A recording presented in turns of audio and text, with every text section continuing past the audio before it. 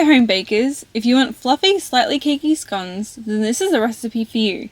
Pumpkin scones are a big deal in Australia. We even have our own pumpkin, the Queensland Blue. Its low water content makes it perfect for baking, and is what I'll be using in this recipe today. But the real popularity of the pumpkin scone came with Lady Flo, the wife of Queensland Premier from 1968 to 1987. Lady Flo even fed her pumpkin scones to the Queen Elizabeth. Today I am using the recipe from the Women's Missionary Union Cookbook, 1961.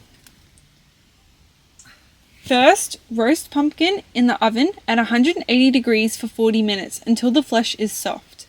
Then allow to cool before pureeing or mashing. Cool to room temperature. Yes, of course you can just use canned pumpkin, but the whole point of this recipe is to use up leftover pumpkin. Preheat oven to 160 Celsius.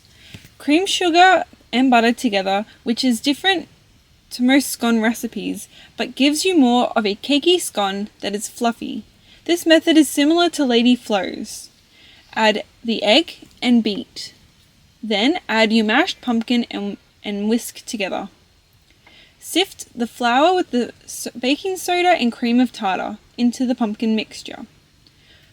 Fold flour through a few times.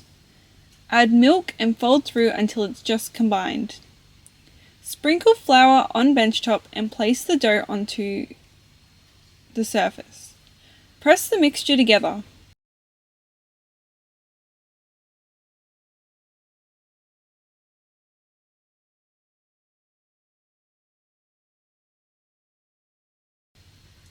Cut into circles or form one large circle and cut 8 triangles like a pizza.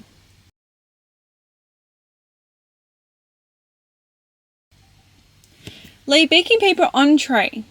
Then lay the triangles, making sure to leave enough space between for the rise. Brush tops with milk before placing in the oven. Bake for 20 minutes.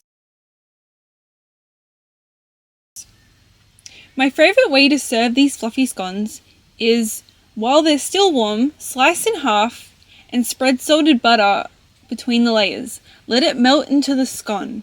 This is the way I love to eat my pumpkin scones. But when researching the pumpkin scone recipes, I found Starbucks has a pumpkin scone with a maple glaze that they started having in their menu back in 2014. Pumpkin scones are more of a savoury thing here in Australia, so I thought I would try this sweet take on a classic. I mixed 1 cup icing sugar to 1 tablespoon maple syrup and 1 to 2 tablespoons of milk with cinnamon. I poured the glaze on top of the scone. When I tried it, it was exactly what I expected. Too sweet. I think the pumpkin scones are already sweet enough on their own.